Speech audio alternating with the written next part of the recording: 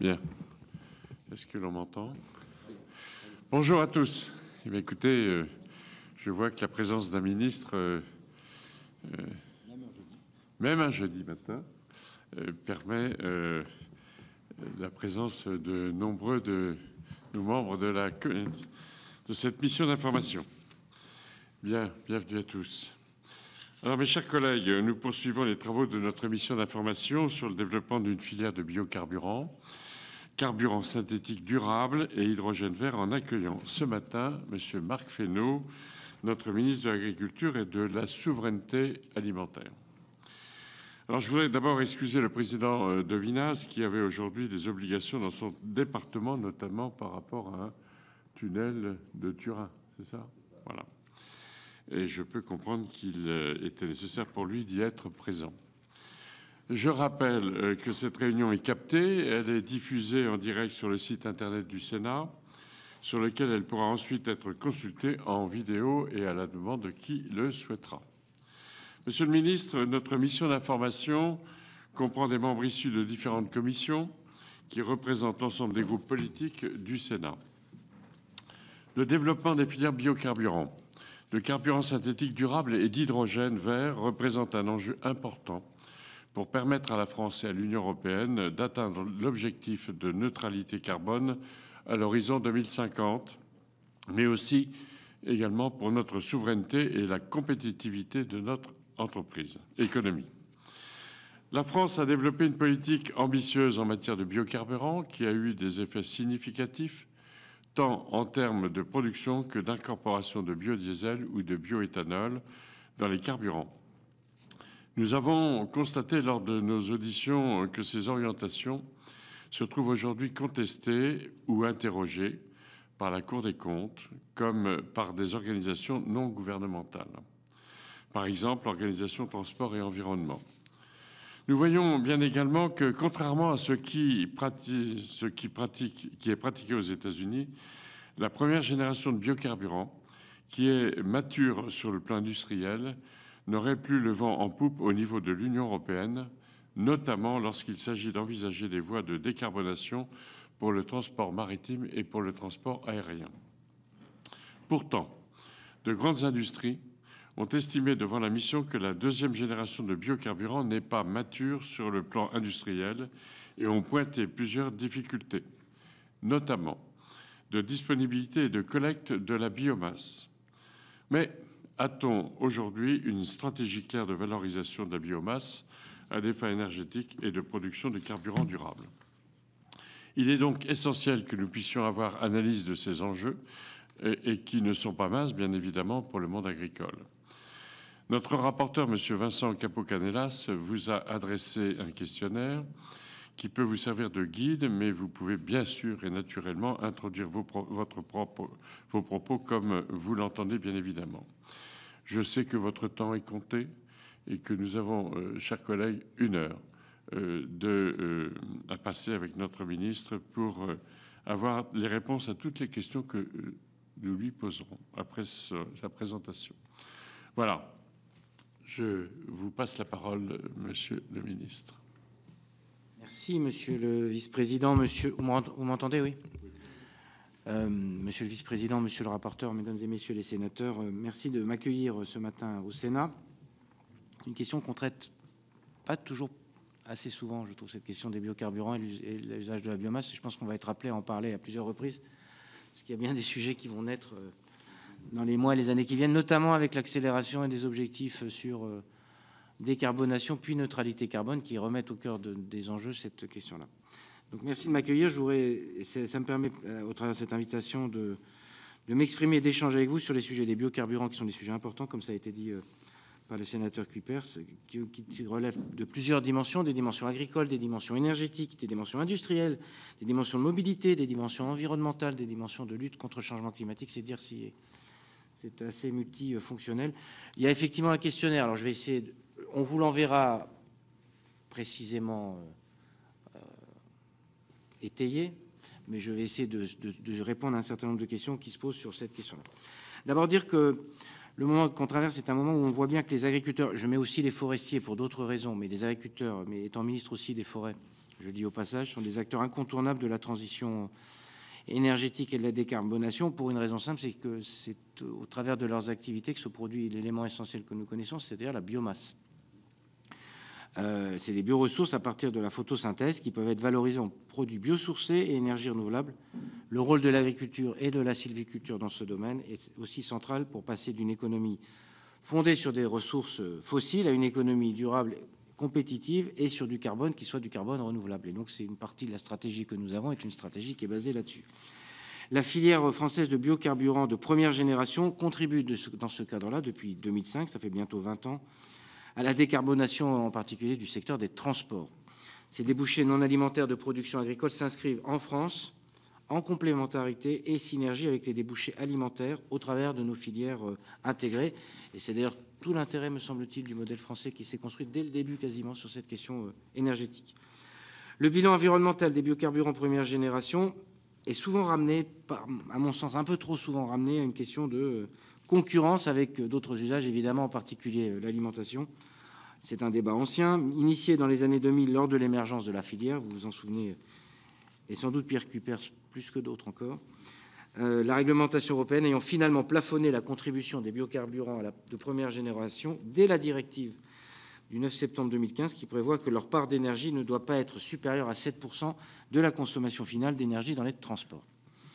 FranceAgriMer, dans le cadre de sa veille économique et de ses missions, a produit des estimations des surfaces nettes correspondant aux surfaces effectivement consacrées aux cultures destinées aux biocarburants de première génération, déduction faite de la surface théorique nécessaire à la production des coproduits issus des biocarburants et destinés à l'alimentation animale, puisque c'est bien aussi le schéma dans lequel on se situe. La part de SAU nette allouée donc aux biocarburants en France en 2021 était ainsi de 0,7% pour la filière bioéthanol et de 2,5% pour la filière biodiesel. Ces chiffres montrent et permettent peut-être aussi de rationaliser le débat et de le mettre au niveau d'enjeu qui est le sien, pas au-dessus, pas au-dessus surtout, pas en dessous évidemment, mais surtout pas au-dessus de ce que c'est. Et donc c'est de ramener à son juste niveau ce débat qui a toujours été récurrent sur cette filière. En ce qui concerne les atteintes à la biodiversité, qui sont parfois des critiques qui sont formulées, la Commission européenne a mené un travail dans le cadre de son règlement délégué de mars 2019 qui a permis d'identifier la palme et dans une moindre mesure le soja comme source de risque élevé de changement d'affectation des sols, en cohérence avec sa stratégie nationale de lutte contre la déforestation importée. La France a d'abord exclu l'huile de palme de l'incitation fiscale et l'huile de soja à partir du 1er janvier 2022. La France a donc pris les mesures qui s'imposaient et qui étaient demandées, je crois, dans le sens de la préservation des terres bénéficiant d'un stock important de carbone. Il est également important de rappeler que chaque lot de biocarburant incorporé ou importé sur le territoire français doit être déclaré au sein d'une déclaration de durabilité, c'est comme ça qu'elle s'appelle, transmise mensuellement par les opérateurs de la direction de l'énergie et du climat, conformément à la directive sur les énergies renouvelables, dite directive RED, et ses textes d'application.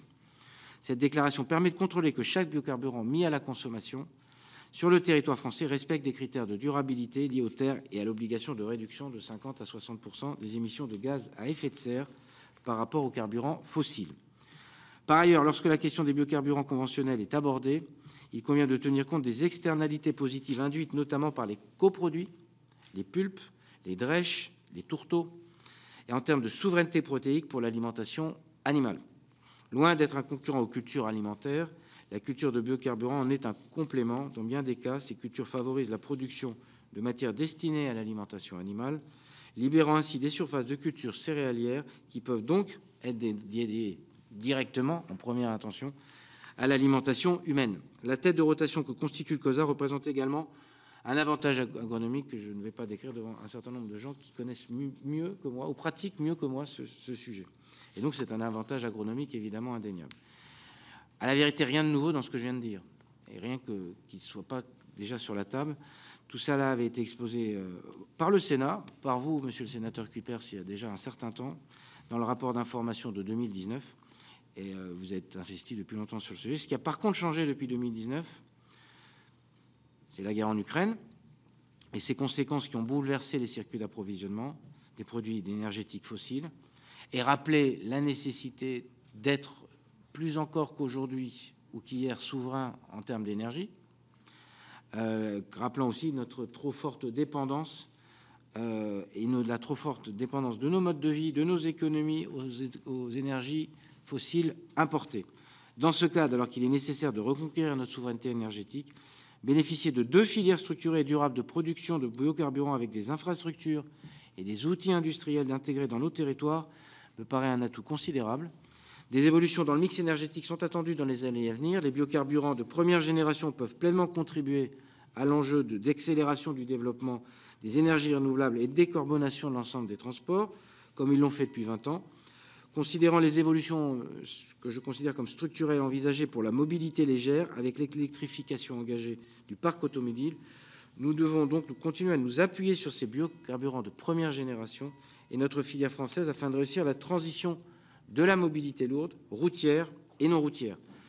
Nous pouvons aussi parler de la possibilité du secteur agricole de valoriser directement et assez rapidement, sans investissement trop lourd, ces biocarburants pour décarboner les engins agricoles. C'est aussi un enjeu.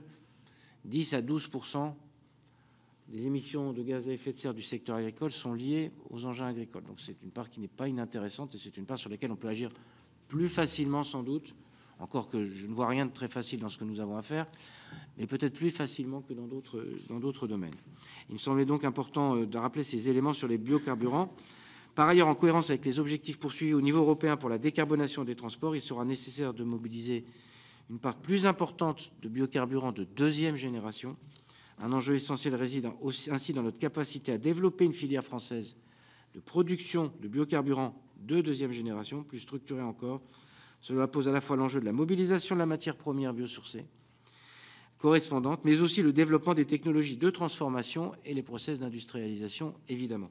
Pour ne prendre que l'exemple de l'aérien, le respect des objectifs de décarbonation du secteur aérien nécessitera de déterminer la part entre importation de carburant durable et la production nationale, avec, au-delà des projets déjà soutenus, des incertitudes sur la capacité à l'échelle industrielle pour répondre à terme aux besoins de biocarburants avancés d'e-fuel en France, la part entre e-fuel et biocarburants avancés dans la production nationale en fonction des bouclages biomasse et énergie, qui sont les bouclages que nous devons faire, avec des transferts possibles entre les secteurs aériens, maritimes et routiers. C'est là qu'on peut avoir des sujets d'interrogation.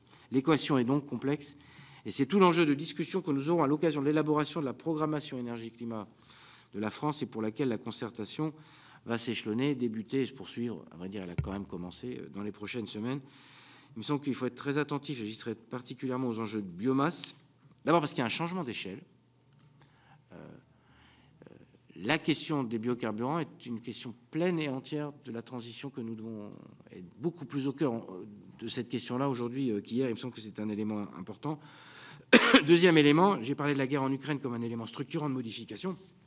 Deuxième élément structurant de modification, quand on fait un appel de biomasse comme celui, parce que j'ai pas parlé, pardon, excusez-moi, j'ai un chat dans la gorge, j'ai pas parlé des autres usages de la biomasse qui sont demandés par pour la construction, et donc là on a besoin de quand même bien réfléchir à ce qu'est, pour la partie agricole en tout cas, la capacité à continuer à produire de la biomasse. À la vérité, on n'a plus que jamais besoin de produire de la biomasse. Et donc ça pose une autre question sous-jacente, qui fait partie de débats qu'on a eu il y a quelques semaines ou quelques jours au Sénat, c'est comment on continue à permettre à l'agriculture française de produire de la biomasse. Première intention, l'agriculture, c'est on produit de la biomasse avec des destinations diverses. Et dès lors qu'on a besoin d'usage et que la stratégie que nous avons, tant sur la question forestière que sur les questions agricoles, sont des stratégies qui viennent faire appel à la biomasse, parce que c'est quand même une des éléments les meilleurs, au-delà de changer des trajectoires de consommation. Enfin, quand même, pour décarboner, à un moment, il faut faire appel à la biomasse. Et donc, on a besoin aussi de penser notre système en ce qui permet aux agriculteurs de continuer à produire de la biomasse dans des conditions qui soient des conditions de rentabilité. Et donc, les secteurs agricoles et forestiers sont et resteront, à mon avis, plus que jamais des secteurs avec des solutions, notamment à travers la production de biocarburants, mais je le disais à l'instant, sur d'autres usages. La valorisation de la biomasse dans un objectif énergétique est une nécessité climatique. Et puis aussi, il faut le dire, ça a été pour la première génération une opportunité économique, avec de la création de valeur ajoutée, la diversification d'activités, des créations d'emplois, pour le coup, assez peu délocalisables, et des emplois qui sont présents dans les territoires. Et donc, c'est ça qu'il faut. Les biocarburants font partie du mix énergétique qui constitue le socle de la programmation, comme vous le savez, pluriannuelle de l'énergie pour atteindre l'objectif de neutralité carbone en 2050 avec électricité, énergie thermique, biogaz issu de la méthanisation, hydrogène notamment.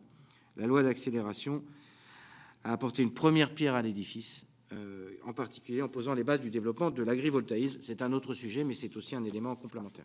Et donc, simplement dire, et pardon d'avoir été peut-être un peu long, mais ça permettait de balayer un certain nombre de sujets.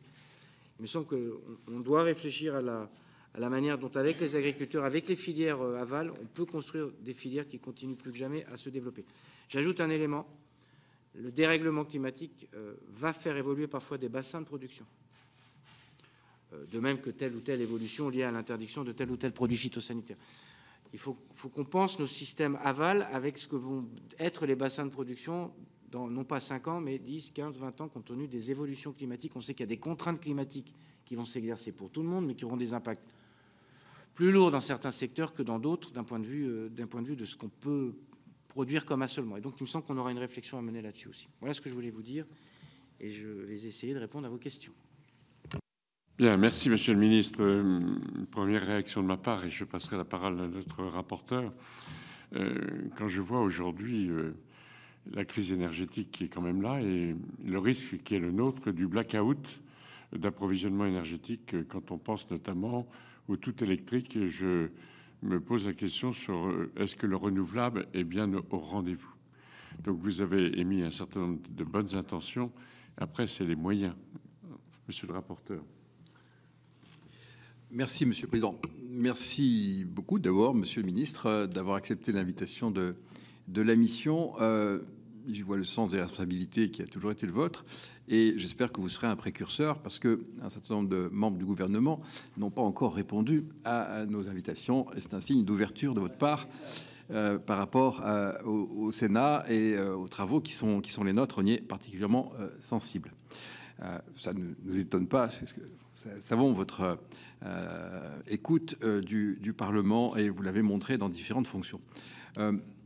Sur le propos liminaire que vous avez eu, je voudrais d'abord saluer le fait que vous avez rappelé les garanties et les limites dans la mise en œuvre de la première génération et les externalités positives des coproduits. Il y a de meilleurs spécialistes que moi là-dessus, donc je vais essayer d'être assez bref, mais j'ai entendu le propos qui est rappelé que les biocarburants de première génération contribuent et peuvent contribuer à la transition écologique. Et je voudrais dire, c'est un peu le hasard du calendrier, mais nous avons reçu Monsieur Fanichet, le président de SNCF Voyageurs, je crois que c'était mardi, qui nous a dit que pour la partie des lignes qui n'étaient pas électrifiées, combien il comptait sur les biocarburants. Et il se trouve qu'on a entendu hier le représentant d'Airbus et du groupement des industriels aéronautiques et spatiaux qui nous ont dit aussi, avec son équipe, combien la part de biocarburants allait être, dans un premier temps, avant de passer au e-fuel, un élément de transition potentiel. Donc il y a une attente sur ce point. Alors, le président y a fait allusion dans son propos liminaire. Il y a quelques critiques, je crois que vous y avez partiellement répondu. Mais je pense qu'on a entendu le message qui est de réaffirmer les choses là-dessus. Bon, peut-être qu'on y reviendra là-dessus. Mais voilà, j'entends le message d'abord qui est de dire que cette première génération, elle tient, si j'ose dire, elle tient ses promesses. Bon, il y a quand même quelques points qu'il faudra quand même qu'on précise peut-être par rapport aux critiques entendues. Bon, sur la deuxième génération, j'ai compris que vous nous disiez qu'il fallait l'industrialiser, la structurer, et que ça posait quand même effectivement la question au bout d'un moment de changement d'échelle. Alors on l'entend, ce que je viens de dire à l'instant d'ailleurs l'illustre, puisque un certain nombre de filières nous disent, dans un premier temps, si on veut être efficace, c'est la première génération. Et en tout cas, après, il y aura toujours la problématique de mobilisation de la biomasse. Voilà. Comment vous voyez cette deuxième génération et est-ce que vous pensez qu'à un moment donné, quand on ira vers les e-fuels, il y a un sujet de transition, si j'ose dire, si la première génération était fragilisée, est-ce qu'il y a une possibilité justement pour le monde agricole de rester dans cette logique-là et de passer de la première génération à la deuxième génération, voire au e-fuel, de continuer à contribuer. Voilà un peu les premières questions que je voulais vous poser, sachant que mes collègues pourront s'exprimer, ils sont nombreux. Je réponds tout comme ça. Hein. D'abord, merci de vos mots. J'entendais le vice-président dire que c'est des bonnes intentions, une question de moyens. Alors, je vais vous dire qu'il arrive parfois qu'il y ait une question de moyens. Mais en fait, c'est pas seulement... Pour le coup, je pense que sur première et deuxième, et je reviendrai après sur deuxième, la question, c'est pas seulement des moyens. Alors, il y a besoin. Mais quand vous écoutez en particulier les opérateurs aviation, qui sont assez en attente de ces biocarburants, c'est pas la question de leurs moyens pour le faire, c'est la question plutôt des moyens de production qui permettront de les atteindre. Vous voyez ce que je veux dire? C'est pas tout à fait la même chose. Que le besoin de décarbonation est tel que chacun va faire la part de la prise en charge, me semble-t-il, de cette charge supplémentaire qui est celle de la décarbonation. En revanche, nous, il faut qu'on se donne les moyens de pouvoir répondre à la demande. Alors, c'est parfois des moyens, sans jouer sur les mots, monsieur le vice-président, mais c'est pas seulement des moyens, c'est des questions d'organisation, c'est des questions de structuration de filière, c'est des questions de bouclage biomasse. C'est plutôt là qu'on risque de buter sur le sujet. Deuxième élément de réponse pour répondre à Vincent Capo-Canellas, à votre rapporteur. Aujourd'hui, on est en train de faire la stratégie et de regarder le bouclage. Je vais voir dans la journée Agnès Pannier-Runacher pour parler de ces questions-là, parce qu'il y a un sujet qui doit nous mettre en alerte, c'est que beaucoup de monde s'intéresse à la biomasse agricole. Alors, on pourrait dire c'est bon signe. Et d'ailleurs, c'est bon signe. En revanche, je veux qu'on puisse savoir sur quels usages on va les prioriser, parce qu'après, sinon, je vois bien qu'il y a des opérateurs qui vont entre eux essayer de faire mettre en œuvre une concurrence. D'abord, il faut que ça soit sous la maîtrise du monde agricole et du monde de l'aval, dépendant du monde agricole. Et deuxième élément, il faut qu'on ait un dialogue solide avec ceux qui vont faire appel à la biomasse pour leur dire ça on sait faire, ça on sait pas faire, ça on priorise. Je vois bien les appels et les besoins sur l'aviation. Il y a des tas d'autres besoins qui sont les... L'aviation, c'est quand même, au fond, sa voie principale pour essayer. On sait que l'électrique n'est pas une voie, compte tenu de la charge que ça représente. Et donc, eux, ils vont être très, très friands. Donc, eux, ils rentreront dans la filière. Simplement, j'ai une petite... On a besoin de voir dans ce bouclage biomasse si tout ça, ça coche bien toutes les cases de la possibilité de production de biomasse qu'on a sur le sol français aujourd'hui. Il me semble que ça, c'est un élément important. Sur la question du 2G, il y a la deuxième génération. D'ailleurs, je rejoins en partie l'avis qui avait été formulé, je crois, par Patrick Pouyanné sur le sujet de la biomasse. Évidemment, on a un changement d'échelle, je l'ai dit d'ailleurs tout à l'heure, qui est nécessaire compte tenu des enjeux qui sont ceux de la neutralité carbone en 2050. Moi, je pense que le sujet principal, c'est à la fois la massification et la structuration d'une filière, et quels sont les outils pour le faire. Et ça, je ne saurais pas trop vous répondre pour voir comment on le pousse en tant que tel sur ce volet-là. Deuxième élément, on a besoin de regarder quelles sont les limites de production de biomasse agricole et forestière. Moi, je pense que sur ces deuxièmes générations, ça peut être ça la limite. Il faut qu'on puisse documenter un peu mieux, et on a besoin d'avoir des éléments qui documentent un peu mieux ce qu'on peut faire aujourd'hui, ce qu'on pourra faire demain sous dérèglement climatique. Je vous rappelle que la forêt française stocke aujourd'hui 2 fois moins de carbone qu'elle n'en stockait il y a seulement 15 ans. Pourquoi? Parce qu'elle croît moins et elle dépérit. Donc la production de biomasse annuelle par la forêt française est plutôt en diminution. C'est un autre exemple, mais c'est juste pour dire la mesure des sujets qu'on a devant nous. Et donc, retrouver la capacité de stockage carbone de la forêt, en forêt, et demander à la forêt par ailleurs de faire ou du biocarburant, ou, pour certains, ou du matériau. Et tout ça est pour moi vertueux. Je ne remets pas du tout ça en cause, vous voyez bien. Il va falloir qu'on regarde si ça marche. Vous voyez ce que je veux dire? Et ça, c'est, à mon avis, la recherche, la science qui nous dira un peu ce qu'on peut faire, ce qu'on sait faire. Ça nécessite aussi, je dis, si je retire mon fil de forestier, ça nécessite aussi qu'on assume une politique active de production de biomasse. C'est-à-dire que l'urgence absolue, c'est la décarbonation. Et donc, si on veut donner à la production de biomasse, pour le coup forestière, mais je trouve que l'exemple n'est pas mauvais en termes d'illustration, on veut lui faire toutes les fonctions à la fois, on n'arrivera pas à produire de la biomasse. Or, pour que la forêt réponde aux autres fonctions, on a besoin évidemment qu'elle puisse limiter le réchauffement ou le dérèglement climatique, appelons-le comme on veut. Voilà, juste pour dire ces éléments. Donc c'est plutôt ça la contrainte sur 2G, deuxième génération, qui est une contrainte de est-ce qu'on peut, et donc de bouclage biomasse qu'on est en train de réaliser, qui sera mis au débat du Parlement dans les semaines et dans les mois qui viennent, parce que c'est ça qu'il faut qu'on crédibilise.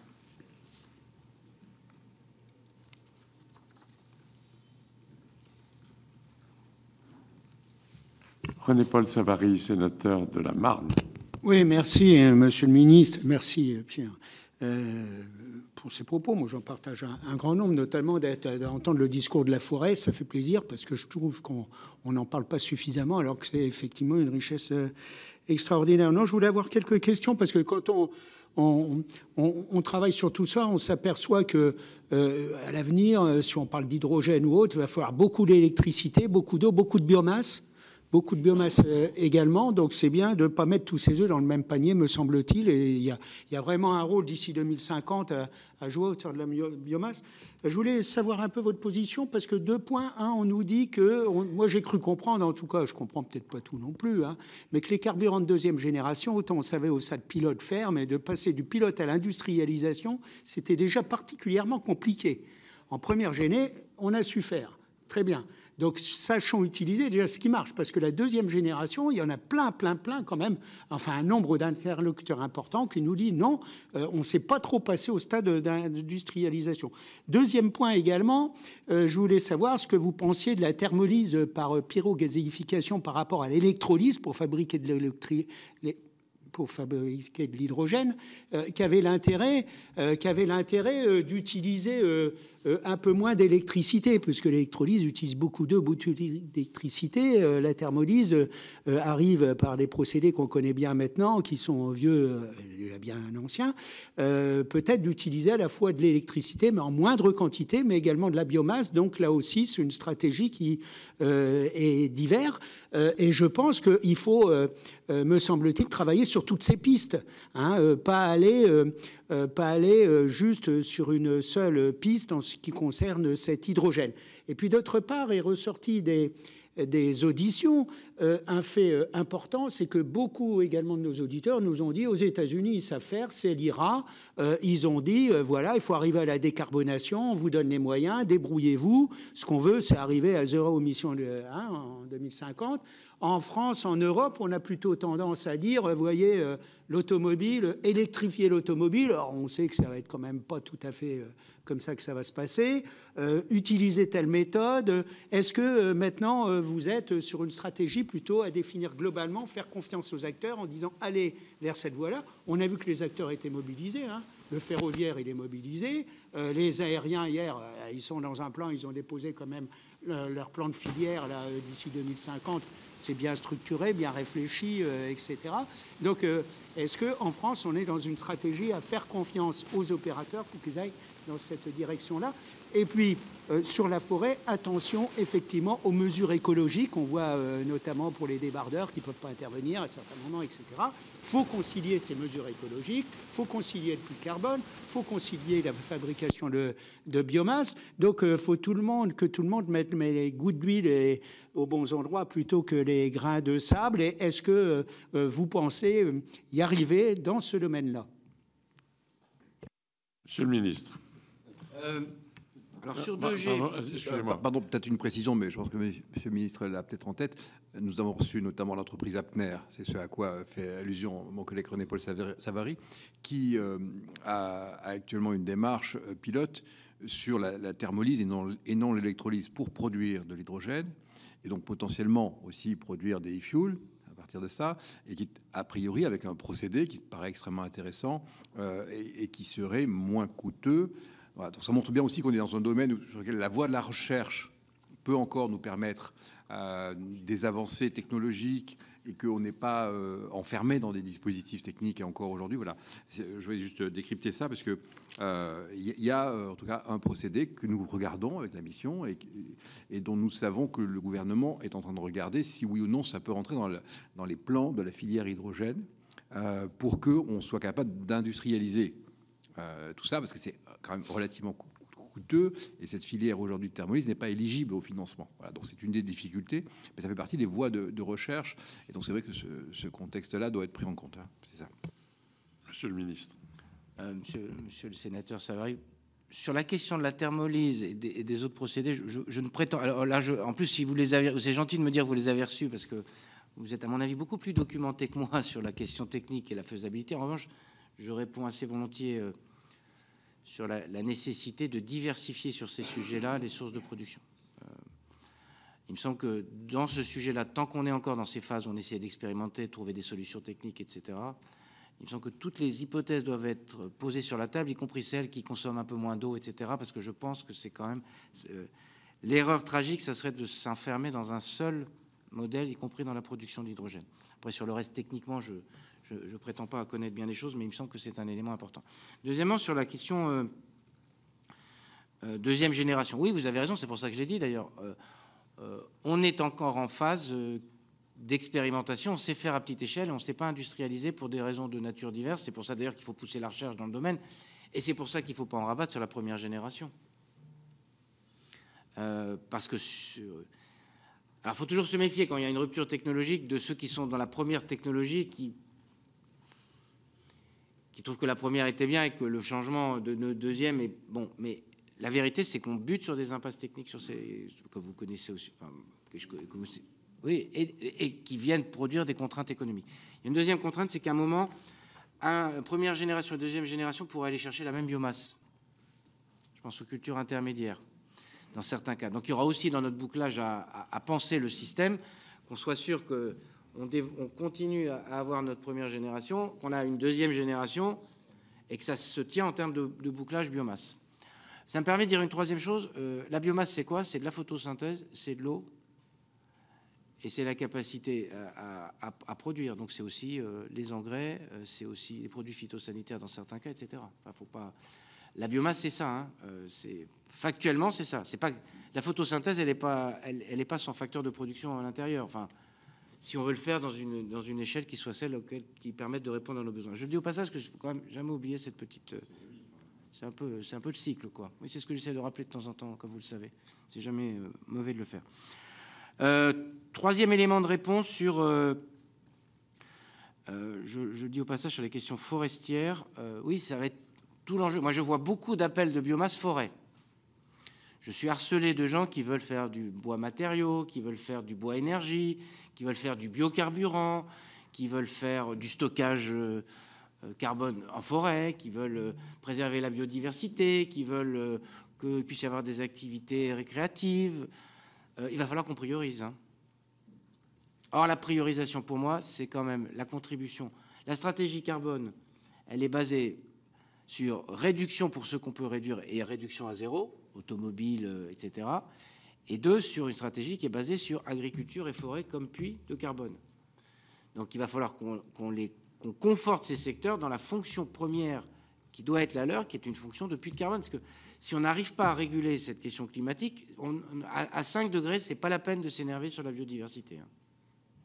Donc le mieux, c'est qu'on ne soit pas à 5 degrés. Et le mieux pour ne pas être à 5 degrés, c'est qu'on arrive à produire de la biomasse.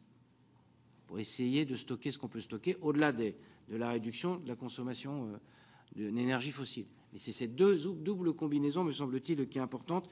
Par ailleurs, on essaie de développer, je reviens sur 2G, deuxième génération, pardon, un certain nombre de projets. Alors, l'outil principal, c'est France 2030. La philosophie de France 2030, c'est plutôt une philosophie de faire confiance aux acteurs par mécanisme d'appel à projet, en regardant comment ils peuvent se structurer pour essayer de trouver des solutions. Donc, il me semble qu'on a une philosophie.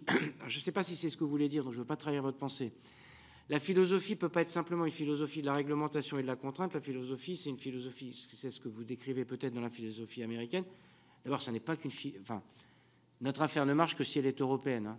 Sur ces filières-là, hydrogène, il me semble que c'est une affaire européenne. Et donc, on a besoin, au niveau de la Commission, de convaincre de l'idée que la question, c'est pas de dire on interdit ça à horizon 2030, c'est comment on dit aux acteurs, voilà les horizons neutralité carbone, parce qu'au fond, le président Biden, si je comprends bien ce qu'il a dit 2050, l'objectif, c'est neutralité carbone, et maintenant, on vous donne les moyens pour atteindre ces... Et c'est plutôt ce qu'on a au travers de France 2030. À la vérité, la stratégie française est plutôt celle-là, mais il faut qu'elle soit partagée au niveau européen. C'est le sens de ce qu'a dit d'ailleurs le président de la République, qui lui a été évidemment reproché, comme souvent, qui était de dire neutralité 2050, c'est pas la peine de rajouter des incrémentations et de dire on refait de la norme et on rajoute de la norme à la norme. On finit ce qu'on a comme trend de mesures qui sont liées à cet objectif-là, et après, il faut que les acteurs s'y engagent. Parce que sinon, si on déstabilise la norme en permanence, pour des filières, on voit bien la filière première génération de biocarburants, il a fallu quand même un peu stabiliser des dispositifs, ce qui n'était pas toujours très simple, pour qu'une filière se constitue. Une filière industrielle, elle ne peut pas se constituer en 3 ans, et elle ne peut pas se constituer durablement en moins de 10 ou 15 ou 20 ans. Et donc c'est ça qu'on a besoin de donner comme perspective aux acteurs pour répondre à votre question sur quelle est la stratégie. Donc c'est plutôt une stratégie de faire confiance aux acteurs dans le cadre qu'on connaît, réduction à 2030, neutralité à 2050. Monsieur Daniel Salmon, Ille-et-Vilaine. Merci, Monsieur le Président. Monsieur le ministre, on n'est pas toujours d'accord, mais ce que vous exposez ce matin, j'adhère pratiquement en totalité, effectivement. La première chose, c'est d'avoir... Si je dois me rassurer ou m'inquiéter. Ça va se dégrader, mais pour le début est bon. Et non, mais effectivement, on entend tous les opérateurs, tous les acteurs nous dire, ben voilà, nous... on pense pouvoir faire ceci avec la biomasse. Il faut absolument avoir une estimation claire et précise de nos gisements, de notre potentialité en France. J'ai entendu des chiffres au niveau mondial. On dit qu'il y a 1 milliard de tonnes de céréales de produites au niveau mondial et qu'il en faudrait 300 millions pour le transport aérien et 300 millions pour le maritime. Donc, je pense qu'il faut qu'on ait vraiment des ordres de grandeur, de savoir exactement ce qu'il faut. Peut-être que ces chiffres ne sont pas fiables à 100%, mais il va falloir passer du rêve à la réalité. C'est-à-dire, effectivement, la biomasse, il y a une ruée sur la biomasse, mais cette biomasse, elle n'est pas infinie non plus, comme beaucoup de choses. Donc, vraiment, regarder ce dont on dispose et sans doute derrière une vraie planification. Parce que je veux bien faire confiance aux opérateurs, mais les opérateurs, ils ont tendance à chacun à travailler dans leur couloir et ne pas voir les impacts sur le reste. Et ça va être les impacts dans le domaine de l'énergie, mais également sur l'élevage, sur toutes les autres filières agricoles. Donc il faut regarder ça de très près. Et très clairement, la solution sera dans un mix également, parce que même par rapport à la biomasse, parfois, du photovoltaïque a un bien meilleur rendement, hein, très clairement, que la biomasse. Donc il faut regarder tout cela. Je reviendrai sur le sujet quand même qu'on a exploré à fond avec Pierre Cuypers de la méthanisation. Je voudrais vous entendre sur ce que l'on fait des chaudières à gaz dans l'avenir. Est-ce que d'un coup, on se met au tout électrique comme c'est en train de se mettre en place, ce qui va poser des gros problèmes de pointe dans la consommation d'énergie. Donc je pense que là, on est en train de s'embarquer dans quelque chose qui n'est pas, qui va pas tenir. Très clairement, puisque dans les 10 à 15 ans à venir, on aura des problèmes de fourniture d'électricité. Donc, il faut être très vigilant. Et je pense que les chaudières à gaz ont encore de l'avenir. Que dire de plus? Donc, on regarde aussi le transport aérien. Effectivement, vous avez parlé de prioriser. Sans doute que c'est dans le transport aérien qu'on va avoir le plus besoin de remplacer les énergies fossiles, sachant que, vous disiez tout de suite, le rendement, c'est 50 à 60% d'économie de moins de gaz à effet de serre. Donc, c'est pas non plus la panacée. On divise par 2, ce qui est bien, mais pas suffisant. On atteindrait la même chose avec une division par 2 du nombre de vols. Donc, il y a un moment, je vous entends, et c'est là que... Bon, vous n'y êtes pas encore, mais je pense que vous allez y venir. On a dit que la fin de l'abondance, ça va être la décroissance sur de nombreux secteurs, très clairement.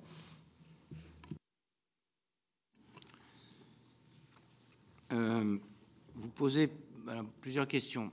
La question que vous posez, c'est la question du mix énergétique. Et donc, c'est pas tout électrique. Enfin, et le travail que vous menez, c'est aussi ça que je pense que ça viendra étayer, j'imagine. Ça nécessite qu'on ait un mix et ça nécessite qu'on ait de la planification. J'y viens sur la question de biomasse. Alors, vos chiffres, parce que c'est compliqué. Une partie de l'énergie qu'on produit en première génération, c'est pas forcément directement. Enfin bref, vous savez comme moi. Donc, alors, c'est pas ce que j'ai entendu dans vos propos. Donc, je veux pas trahir vos propos pour le coup, et même si on a souvent des désaccords, mais il faut bien qu'on commence à lancer des filières industrielles oui, au fur et à mesure, on va découvrir qu'on a... Et d'ailleurs, on l'a fait sur première génération plutôt bien. C'est-à-dire qu'on a puissamment fait en sorte que ces filières puissent s'organiser dans les territoires qui étaient consacrés à ça. Puis après, on a mis en place les mécanismes de régulation. Deux, dans la conflictualité des usagers, et pas encore des usages, mais des usagers, ce qui est le début de la conflictualité des usages. Le rôle de l'État, de la puissance publique, c'est de mettre ces gens autour de la table et de leur dire voilà la puissance disponible, la biomasse, puissance, enfin bref, appelons-le comme on veut, puis voilà comment on va prioriser. Sinon, on n'y arrivera pas. On voit bien, transport aérien va être demandeur beaucoup de biocarburants de cette nature, de nature agricole. Bon, ligneuse aussi, un peu plus ligneuse aussi. Mais enfin bon, alors là où je diverge avec vous, c'est on rappelle quand même de tête, c'est 3,6% des émissions totales de gaz à effet de serre, l'aviation civile. Si on réduit de moitié, ça ferait donc 1,8% des émissions totales de gaz à effet de serre. Il y a même des chiffres en dessous. Hein. Vous avez même des chiffres en dessous? On a plutôt entendu 2,5, 3. Enfin. Oui, 2,5, 3. Oui. Disons 3. Si on arrive à 1,5, vous voyez, il y a un moment, il va falloir qu'on se dise, la neutralité carbone, c'est des endroits où on stocke, on fait du puits de carbone, c'est la forêt, les prairies, etc. Et puis qu'on accepte qu'il y a des activités, on ne peut pas être à la neutralité absolue, en tout cas pas dans le pas de temps qu'on se réclame. Et donc, on ne peut pas dire à la fois, on essaie de structurer une filière industrielle et dire en même temps, on lui propose la décroissance, parce que si vous dites on réduit par moitié les vols, c'est par moitié les avions et c'est par moitié la filière. Hein, parce que pardon, c'est un peu arithmétique mon affaire, mais à la fin, ça se finit comme ça.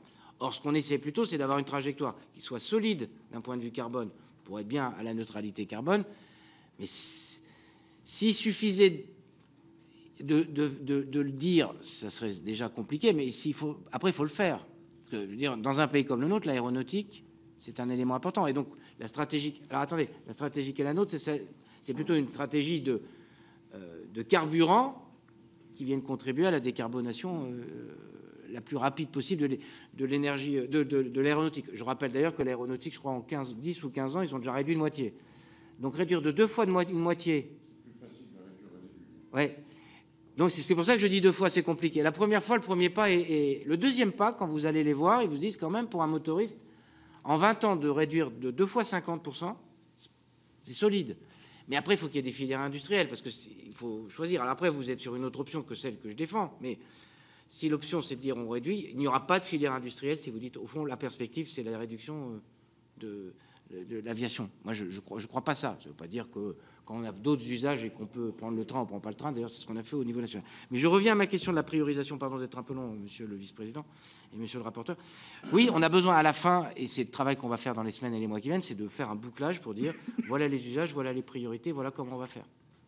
Parce que sinon, je vois bien sur la filière forêt, par exemple, les bois énergie, première intention, si je peux dire première génération ou deuxième génération, si on peut appeler ça comme ça, c'est-à-dire coproduit d'une exploitation ou pas, on voit bien qu'il peut y avoir entre les opérateurs des appels de biomasse qui vont à un moment rentrer en concurrence. Alors en même temps, il faut se dire une chose, c'est que c'est de la biomasse il y a 5 ou 10 ou 15 ans qui n'était pas du tout valorisée. Hein. C'est-à-dire qu'on disait c'est un déchet, je vous le prends. Et il y en a encore. Donc il faut... Oui, non, mais c'était quand même comme ça que ça se passait. Ça pouvait se passer aussi comme ça dans d'autres secteurs. Donc on a besoin de montrer que, parce qu'il y a du potentiel de production d'énergie, ça a de la valeur. Et c'est pas si mal que ça que quand même on redonne de la valeur à ce carbone durable, à cette énergie durable. Et donc c'est pas... La conflictualité d'usage au démarrage, elle peut aussi stabiliser des filières. Pourquoi on a eu longtemps pas de vraie filière bois-énergie? C'est parce qu'il y avait comment dirais-je, le forestier n'était pas rémunéré pour ça. Donc voilà, c'est pas forcément mauvais signe qu'il y ait de la conflictualité d'usage. C'est ça le message que je voulais aussi rajouter. Monsieur le ministre, on va vous garder plus longtemps parce que on a pas mal de questions. Donc, Lucien Stanzione... je vais essayer, on peut peut-être prendre une série si vous voulez, et je promets de faire plus court. Sénateur du Vaucluse. Oui, monsieur le ministre, mes deux collègues ont abordé la question, mais sur la question de la stratégie. Alors, on ne partage pas tous les mêmes points de vue, mais ce que l'on sent au fur et à mesure des auditions, c'est qu'effectivement, il n'y a pas de... Enfin, il semblerait qu'il n'y ait pas de ligne directrice, quoi. Alors, mon collègue Savary dit il faut qu'on laisse l'initiative aux opérateurs de terrain. Mais en même temps, vous répondez il faudrait avoir une stratégie européenne sur cette question-là. Bon, sur la question de comment on... Voilà. La seule chose, c'est que au niveau de notre gouvernement, on n'entend pas bien dans les différentes filières. Là, il y a des solutions. L'électricité pour l'automobile, la biomasse pour d'autres domaines. Bon, mais est-ce que vous pensez qu'à un moment donné, dans le cadre européen, mais aussi dans le cadre national, on aura une stratégie globale qui donne une ligne à suivre? La deuxième chose, c'est sur la question de la biomasse. Département du Vaucluse, que vous connaissez bien d'ailleurs, bien le débat il est quand même particulier sur la fonction de l'agriculture dans ce domaine-là. Alors autant dans le Nord, les grands producteurs de betteraves et autres, pour eux c'est à peu près clair, tandis que dans le Sud où l'agriculture est d'une autre nature, le débat de savoir si on doit produire la biomasse dans le cadre agricole ou pas, c'est toujours pas arrêté, quoi. Donc on sent qu'il y a des tiraillements sur ces questions-là. Le troisième point, c'est sur la question de l'utilisation des biocarburants. On a reçu les opérateurs aériens. Eux disent, nous, on est prêt à mettre dans nos carburants jusqu'à 50% de biocarburants. Et alors qu'aujourd'hui, ils en mettent 1 à 2%, et que la règle serait autour de 7, je crois, une chose comme ça. Aujourd'hui, il n'y a que les mandats d'incorporation qui sont très faibles et qui vont monter à 6% progressivement. Mais ils peuvent monter à 50% sans problème de certification. Voilà. Et alors, ce qui montre qu'en définitive, il y a un problème de production, et que là-dessus, il n'y a pas de réponse, quoi. Et puis le dernier point, je souhaitais avoir votre avis sur le fait qu'on a reçu des pétroliers, parmi lesquels un grand, qui semble dire bon, aujourd'hui, la recherche dans ce domaine-là, c'est pas tout à fait une priorité absolue. Il y a encore du pétrole. Bon, ben, on continue dans le pétrole, puis on verra plus tard, quoi. Et c'est un acteur principal quand même de la question, quoi. Bon, donc, qu'est-ce que vous répondez à ça et comment on peut régler cette affaire-là? C'est rapide. Le pétrolier défend le pétrole. Est-ce qu'il y a une nouveauté Est-ce qu'il y a une nouveauté? Ah oui, peut-être, oui, pardon, on avait dit. Allez, Martine Berthet, donc voilà. Oui, merci beaucoup, Monsieur le Ministre. Donc, pour produire de la biomasse, des biocarburants, il faut des installations. Quelle prise en compte au niveau du ZAN? Alors, quel volume de surface prise en compte? Plutôt optimiste ou plutôt restrictive pour ces installations? Et dans quel bloc de répartition les prévoyez-vous? Merci. Des installations, vous voulez dire de production de biomasse? Oui. Ou des surfaces agricoles consacrées? Pardon? C'est les installations pour produire, enfin pour transformer de la biomasse? Oui. Ah oui. Allez, il va réfléchir. Oui, j'ai bien compris, c'était par rapport aux ZAN, qui est un sujet qui Henri Cabanel, donc de l'Hérault, et Bernard Buis, peut-être? Non? Merci, Monsieur le Président. Moi, je voudrais parler d'une filière en particulier qui, me semble-t-il, serait prometteuse pour produire du biocarburant, même si il y a quand même encore des innovations à faire, notamment pour la maîtrise des coûts. Mais par rapport aussi à une cohérence des politiques que vous engagez, c'est la filière viticole. Aujourd'hui, il y a eu une expérience menée par Total Energy dans une course automobile réputée, les 24 heures du Mans, où les carburants dans les voitures étaient issus donc de la distillation des résidus marque Eli des vins. Voilà. Et je trouve donc que cette expérience était très intéressante. Et vous avez un début d'année, et je vous en remercie d'ailleurs, par rapport à une crise viticole importante, notamment dans le Bordelais, débloqué donc une enveloppe pour la distillation donc de plus de 1 million d'hectolitres de vin.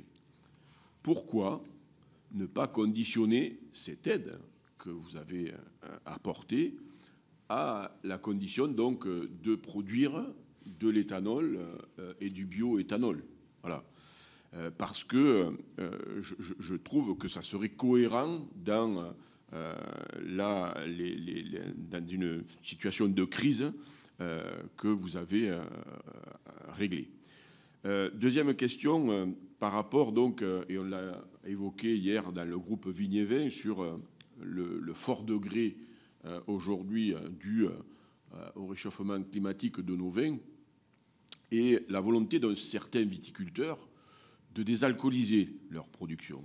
Ça existe. Ça. Mais moi, j'en connais un qui m'a interrogé là-dessus et qui a d'énormes difficultés dans l'alcool qu'il récupère pour le réintroduire dans les engins viticoles, les difficultés administratives qu'il y a derrière tout ça. Donc, est-ce que vous pouvez nous éclairer un petit peu sur ces sujets? Merci, Monsieur le ministre.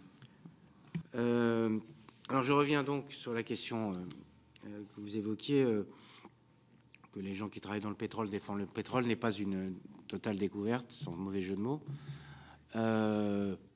Après, ils doivent s'inscrire dans la trajectoire qu'on a fixée, qui est une trajectoire de neutralité carbone de 2050. Donc, ça s'applique à eux comme à tout le monde. Et à la vérité, si vous regardez les grands ensembles continentaux, l'Europe, les États-Unis, etc., qui sont quand même les plus gros consommateurs d'énergie fossile. Après, qu'il puisse rester quelques activités où il y aura encore besoin d'énergie fossile, ça rend d'autant plus rare les énergies fossiles au-delà de des contraintes qu'elles font peser et des risques qu'elles font peser sur le climat. Certes, mais enfin, la vérité, c'est que la trajectoire, c'est la diminution, voire la disparition à terme de l'utilisation des énergies fossiles, sauf sujet résiduel sur lequel on n'aurait pas encore les solutions techniques. C'est valable dans ce sujet-là comme sur l'autre. Mais sur les énergies fossiles, on est en train de trouver sur bien des sujets des solutions techniques. C'est plutôt le bouclage énergétique qui va être un sujet. Ce que disait le sénateur Savary, c'est quelle part d'électricité, quelle part de... C'est plutôt ça l'interrogation qu'on doit porter.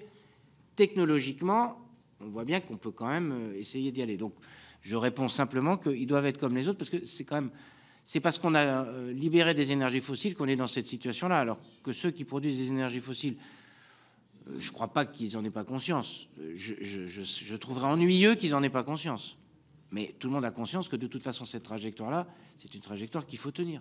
Sinon, on n'y arrivera pas. Deuxième élément, je ne sais pas si c'est ce que vous voulez dire sur le Vaucluse, que je connais un peu effectivement. C'est pas les mêmes conditions. Il va falloir qu'on réfléchisse aussi territorialement. C'est ce que je disais d'ailleurs tout à l'heure sur la question de qu'est-ce que va produire le dérèglement climatique. J'étais, comme vous le savez, il y a quelques semaines, oui, encore des semaines, dans les Pyrénées-Orientales. La question dans ces territoires-là, quand vous avez 90 mm d'eau qui est tombée en un an ou 100 mm d'eau, vous n'allez pas produire beaucoup de biomasse. Donc le sujet principal, c'est comment vous maintenez une activité agricole qui fait vivre des gens, qui répond à nos besoins de souveraineté, parce que quand même, votre département, le Pyrénées-Orientales, c'est des départements, fruits et légumes, c'est quand même un endroit qui est important pour nous, nationalement. Donc ça, c'est le premier élément. Et deuxième élément, comment vous maintenez des activités agricoles qui font leur part plutôt de stockage carbone que de production de biomasse d'un point de vue important, comme le feraient d'autres régions. Donc il va falloir qu'on différencie, vous voyez, les fonctions. On sera... Dans ces départements-là, ce qu'il faut conforter, c'est la fonction de production, parce que sous contrainte climatique à ce point-là, on ne va pas faire pousser de la biomasse facilement. Vous voyez ce que je veux dire? J'étais très frappé des discussions que vous avez compris sur les sujets forestiers. À un moment, il faut maintenir une forêt qui permet d'éviter les incendies de forêt, enfin, un tissu agricole forestier qui permet d'éviter les incendies de forêt. Je le dis au passage, les incendies de l'an dernier, c'est 2 millions de tonnes de CO2 qui ont été dégagés en France. Je crois que dans le monde, c'est 10 à 15%. Alors c'est volontaire ou involontaire d'ailleurs. Des gaz à effet de serre émis, c'est des incendies de forêt. Donc la présence, je crois que c'est 10. Je vois que le sénateur Salmon doute, ce qui lui arrive parfois quand je parle. Mais il va vérifier. Je crois que c'est 10. Donc c'est pas rien. Et donc on a besoin de maintenir aussi une activité agricole dans ces fonctions qui permettent aussi d'éviter ça. Mais c'est une chose de dire ça dans ce territoire-là que de le dire. Mais dans ces territoires-là, il me semble qu'il va falloir plutôt qu'on se dise quelle est l'activité agricole qui peut être sous contrainte climatique, donc la question de l'accès à l'eau, etc., mais qui permet sous contrainte climatique, de maintenir une activité agricole elle-même stockeuse de carbone. Parce que quand vous avez un peu de prairie, quand vous avez un peu d'arboriculture, quand vous avez de la vigne, tout ça, ça contribue quand même dans le cycle à stocker le carbone dans les sols en particulier. Donc c'est plutôt comme ça qu'il va falloir l'aborder dans des territoires sous ces contraintes-là. Pardon d'avoir été long, parce que c'est un élément important. Vous disiez, on ne sait pas s'il y a une stratégie. Non, on est au moment où, là, pour la première fois, maintenant, on essaye de faire ce qui n'a jamais été fait. Hein. Alors, on pourrait dire, vous le faites trop tard, mais on prend les choses aussi où on essaie de boucler à la fois la capacité de production de biomasse et des trajectoires de décarbonation et de regarder les usages.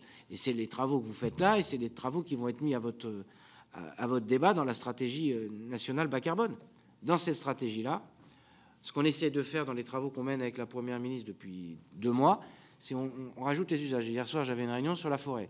La semaine d'avant, on avait une réunion sur la question agricole. La semaine d'avant, une question sur énergie. Et après, on va regarder si tout ça produit notre cohérence. Donc, ce que je trouve intéressant dans la démarche qu'on mène actuellement, c'est justement de la mise en cohérence et de ne pas plus parler un peu en l'air de « il faut de la deuxième génération, il faut de la première génération ». Il n'y a qu'à faire des méthaniseurs. Enfin bref, maintenant, il faut poser, regarder les usages. Puis il faut qu'on dise aussi, dans la planification, y compris dans les conflictualités territoriales, ça m'amènera à la question ZAN. Parce qu'on voit bien qu'il y a un certain nombre dès lors qu'on commence à produire de l'énergie dans un certain nombre de territoires, éolien, voltaïque, méthanisation ou autre, immédiatement, ça se tend sur les territoires. Or, on ne peut pas à la fois dire qu'il faut une trajectoire neutralité carbone et dire qu'il ne faut pas ces énergies-là. Hein. Parce que moi, je ne sais pas faire sinon. La vérité, c'est que je ne sais pas faire. Donc, on a besoin on a besoin de tant de méthaniseurs, on a besoin donc de telle biomasse, donc de tel apport, on a besoin de temps. Voilà, c'est comme ça qu'il va falloir qu'on le fasse. Donc, j'entends votre appel à la cohérence, c'est exactement ce qu'on fait. Et c'est ça qui vous sera soumis, c'est de dire est-ce qu'on est bien d'accord sur ce qu'on peut tirer de biomasse, pour ce qui est de la question que vous me posez aujourd'hui, et qu'est-ce que ça produit comme usage. Et les arbitrages qu'il faudra faire, parce qu'il faudra faire des arbitrages. On ne va pas vendre 3 fois la même biomasse. Sinon, on se berce là aussi d'illusions dans le mix énergétique. Donc c'est plutôt ça. Et il y a quand même aussi une stratégie, c'est une stratégie qui doit être portée aussi au niveau européen. Là, c'est plutôt un travail, à mon avis, qui est devant nous. Madame la sénatrice, vous m'avez évoqué en fait la question. Alors là, vous me posez quand même, là vous êtes... la question, c'est de quelle surface on va avoir besoin en termes d'artificialisation pour avoir des unités de production d'énergie. Donc c'est ZAN. Oui, pardon, permettez-moi de préciser. Dans le prolongement de ce que vous venez de dire, on va avoir, donc vous disiez, on va avoir besoin de déterminer quels besoins en biomasse, en méthaniseur, etc. Donc, dans le prolongement de cela, quels moyens on se donne dans le ZAN avec des quotas qui ne seront pas impactés sur les collectivités. Vous avez bien compris votre question. Peut-être le ministre n'a pas besoin que je vienne à son secours, mais chacun sait que la PPL dite l'état blanc est supposé fournir un certain nombre d'éléments de réponse et qu'on souhaite que ça prospère. J'ai tout bien compris la question qui m'était posée. Et le sénateur Kuipers, malicieusement, m'a invité à réfléchir, à répondre. La vérité sur la question oui, la question qui va se poser, qui est celle qui est la PPL qui est en train au cours de navette parlementaire, c'est la question sur des usages qui sont des usages d'intérêt général, est-ce qu'on est bien sur une approche d'artificialisation qui n'est pas un usage d'utilisation particulière? Il me semble que la logique, c'est plutôt celle-là, je suis d'accord avec vous. Je ne préempte pas le débat et je ne veux pas préempter le débat sur mon collègue Béchu. Mais dès lors qu'on se dit on a besoin de décarboner, c'est une priorité nationale, il faut qu'on atteigne l'objectif neutralité carbone, il me semble que ce n'est pas complètement illogique de poser la question, de dire est-ce que cette artificialisation-là... D'ailleurs, il faut qu'on regarde dans quelle mesure elle est la prolongation d'un acte de production agricole, parce que c'est une façon de régler ce problème-là, il me semble. Mais quand vous allez faire des grandes usines, dès lors qu'on arrivera à industrialiser la deuxième génération, ce n'est pas complètement directement la prolongation d'une activité agricole. Mais évidemment que ça fait partie des infrastructures d'artificialisation dont on peut se poser la question, comme d'autres ouvrages, c'est impôt national ou c'est impôt local, ça rentre dedans ou ça sort? Bien sûr. Parce que le zéro artificialisation nette pose ce type de questions. Mais moi, il me semble que dans la logique globale, alors après, est-ce que quand vous faites... je ne sais pas quoi, est-ce que quand vous faites je reprends un sujet qu'on n'a pas évoqué parce que ça n'a pas lieu aujourd'hui, vous faites de l'éolien, c'est considéré comme, vous voyez, jusqu'à quelle surface et quel type d'énergie, ça c'est une autre question qu'il faut se poser, me semble-t-il, dans ce sujet-là. Et puis quant à la question viticole, je n'avais pas repéré que les 24 heures du Mans avaient fonctionné comme ça. La question viticole, Ben, je vais regarder sur la question de la conditionnalité. Enfin, je vois bien est-ce qu'il faut d'abord il faut qu'on poursuive la recherche sur les usages. C'est ça ce que ça veut dire d'abord, parce qu'il y a quand même beaucoup de gens, et donc France 2030 doit être un outil qui permet de dire j'ai besoin de désalcooliser, je fais de la distillation, et vous avez raison, on a plutôt œuvré, je crois, utilement pour la filière. On va atterrir bientôt avec la Commission européenne, ce ne sera pas trop tôt. Message personnel, pas à vous. Sur ces questions de distillation, mais qu'après on regarde. Alors après, je ne veux pas vous répondre directement sur ça, enfin là tout de suite. Ça mérite d'être regardé sur. C'est une forme de conditionnalité qui est un peu compliquée, surtout au moment où on va distiller. Mais je trouve qu'on dise qu'est-ce qu'on en fait à la vérité, c'est ça la question. Et pourquoi on la valoriserait pas dans un processus de décarbonation? Mais c'est peut-être continuellement qu'est-ce qu'on fait de ça. Et je pense que le plus prometteur, le plus qui doit susciter pour moi et pour nous le plus d'interrogations, c'est désalcoolisation. Qu'est-ce qu'on peut faire de ça en termes d'énergie? Et il me semble qu'on a besoin de creuser toutes ces pistes. Ça rejoint ce que disait le sénateur Savary sur comme on a besoin d'avoir un mix, toute solution qui permet d'aller chercher de la biomasse en deuxième intention, la biomasse qui produit de l'énergie, parce que c'est ça en fait, la désalcoolisation, c'est de la biomasse qui produit de l'énergie. Au début, c'est de la biomasse. Le raisin, c'est de la biomasse. Et ça, il faut regarder. Et, la conditionnalité, je vais regarder parce que c'est peut-être un peu compliqué à mettre en œuvre. En plus, on a les outils, c'est sur les distilleries.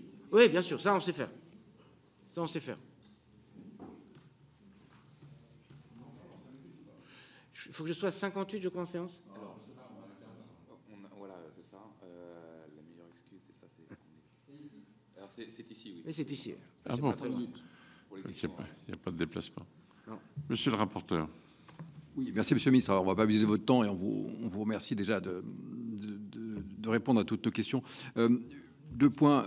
Sur le potentiel de biomasse, je me demande si nous avons les moyens aujourd'hui, je demande d'objectiver le sujet, de l'estimer. Est-ce qu'il n'y a pas une mesure à prendre? Il y a peut-être quelque chose à regarder. On essaiera peut-être de faire œuvre de proposition là-dessus pour objectiver le sujet. Bon. Après, j'ai quand même noté que vous nous dites prioriser, parce que on est toujours quand même un peu prudent quand on se dit on va prendre des grandes masses, alors le potentiel d'électricité, d'eau, de biomasse, et puis avec tout ça, on va planifier de manière trop stricte. Bon, il y a peut-être une façon, effectivement, de donner des priorités.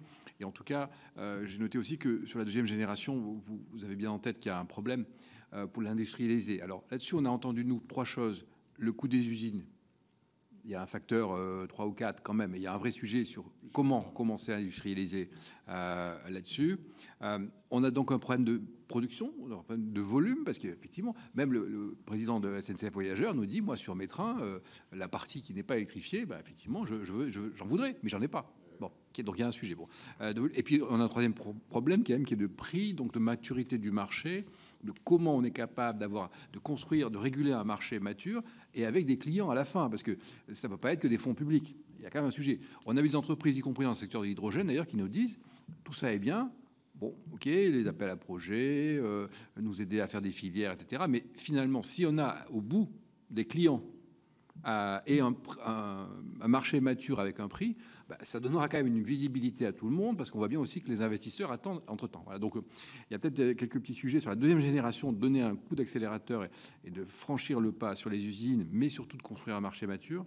Et sur la biomasse, voilà, de réfléchir. Il y a un certain nombre d'organismes qu'on a reçus, notamment l'INRAE. On se dit ils doivent pouvoir contribuer à nous aider à objectiver ça, avec les contraintes que vous avez rappelées très bien, hein, sur le changement climatique aussi. Hein. C'était la dernière question, peut-être. Il faut la prévenue. Juste dans le temps imparti. D'abord, sur la biomasse, vous avez raison, et c'est le travail qu'on demande à l'INRAE. Je pense qu'on ne pourra faire que des fourchettes sous tel ou tel type de contraintes. On sait ce que donne le dérèglement climatique, on ne sait pas, enfin globalement, mais on ne sait pas territorialement tout à fait ce que ça va donner. On n'est pas certain des modèles. Et il ne faut pas faire querelle à la science d'ailleurs. Il vaut mieux qu'on soit un peu, pas trop arrogant sur ces sujets qui sont un peu compliqués. Moi, je trouve les sujets. Donc, on va pouvoir donner des fourchettes. Et puis on a des. Donc ça, c'est un élément qu'il faut continuer à documenter, parce que c'est vrai que tant qu'on n'a pas ça, c'est compliqué. Deuxième élément. Oui, la question, et là ça rejoint la question initiale de Pierre Cuypers, c'est les usines 2G. Là, la question des moyens, c'est une question d'accompagnement financier, dès lors qu'on aura des processus qui peuvent être industrialisés. Parce que là, pour le coup, ça fera sortir ou pas les usines de terre que de crédibiliser les choses. Troisième élément, c'est ce que vous dites, c'est la part de la contractualisation de la commande privée ou publique d'ailleurs pour crédibiliser une filière. C'est ça ce que vous dites. C'est toujours les mêmes sujets.